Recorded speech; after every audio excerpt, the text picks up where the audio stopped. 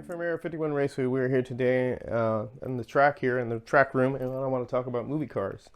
Movie cars have been a big influence on me as a child, and there was a video already done on movie cars, and a lot of it was, why do we have to have them?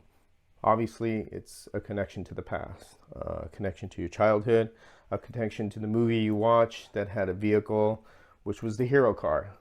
Hero cars are like Smokey and the Bandit, Ghostbusters, and then you have the villain car, which is Christine. And then the TV show, Knight Rider, Kit, which is another hero car. And you had Mad Max as well, another hero car. Hero cars, that's what it is. You see that in your eyes as, whoa, that's totally cool. I wish I could have a car like that. I can tell you one thing, I wish I could have a real scale version of this Mad Max car, which is basically a Falcon XB1 GT, and with a blower on it, and it'd be cool to have something like that.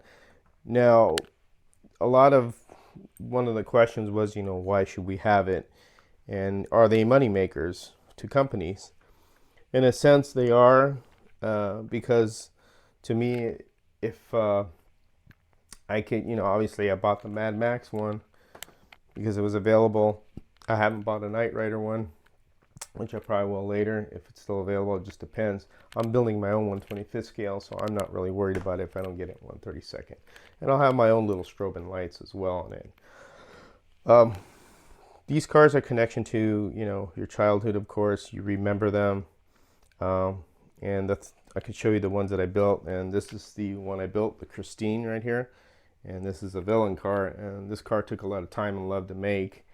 And it's just a cool car. And if I want to be Christine and run around a track, I can. Now this one can't regenerate if I crash it. I wish I could. So that's just something that I've always enjoyed. That movie. And then we have Smokey and the Bandit. Smokey and the Bandit was a very influential movie to me as a child. It still is to this day because I've owned a lot of Pontiacs, and I have a Pontiac in the garage as well, full scale one. Not this one, a different one, but it's a Pontiac. This car right here was super cool. I always remember the screaming chicken, as they call this, on the hood.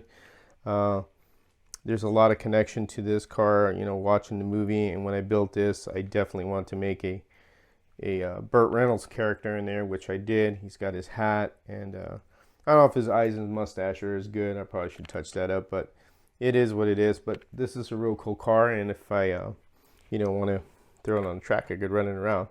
The other one I have here is the Ghostbusters one. This is probably one of the first movie cars I made before I started scratch building, because it's very crudely put together. As you can see, it's an AMT chassis inside this car, and this is basically a six-wheeler because these freewheel, and then you have the chassis there and the foam tires. And this car in particular, everything lights up on it, and it has the ecto siren on it. And what's cool about this car is that I put it on Halloween night, and I run it around the track when I have trick-or-treaters come. If they want to come in and look at the cars, see the car go around the track, obviously with the parents' permission, when we're handing out candy. The kids really get a kick out of this when this is just going around on its own, and the lights are blaring. I have some Ghostbuster music playing. They enjoy that. So that's, again, when kids see those things in particular, that's the connection that they have with movie cars, hero cars. That's what these are. They're hero cars. Who is your hero? Your father, your uncle, your mother. That's a hero.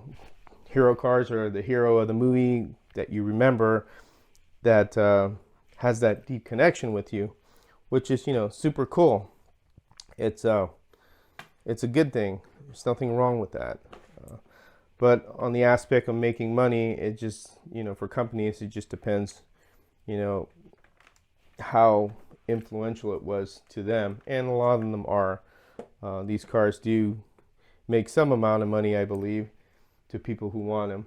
Now for, like businesses, like some tracks that really don't have these, are because they don't make money for them. And I understand that, because they're more geared to the racing aspect of it, which is competition, which is cool.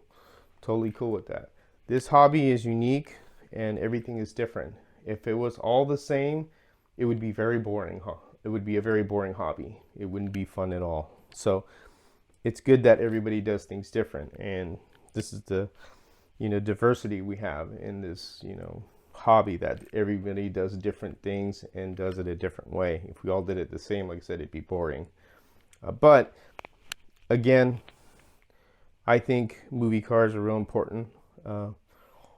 They are something that are connection to the past. All cars have a connection to friends, family, good times, good memories, and nostalgia. That's what cars do in general. It doesn't matter what kind of car it is. It could be, I don't know, it could be a Hyundai, who knows? I'm just saying. Or it could be what I have, or it could be, a 69 Chevelle. It could be a lot of things. And then with the slot car, that's what this is. It's a connection to friends. We are all friends through this hobby, and this is what makes the hobby fun, because if you can interact with the people, especially now with social media. Before, it was always different. Growing up as a kid, you'd have to get on the phone or by word of mouth or by a gathering. Now with social media, it's so just more information's out there, so you could get a hold of a lot of different people from all over the world and see all the different things that go on in the hobby. So, but my take on movie cars is, yeah, we do need them. Sorry for the video cutting so short. My battery just ran out. As always, take care and have fun racing.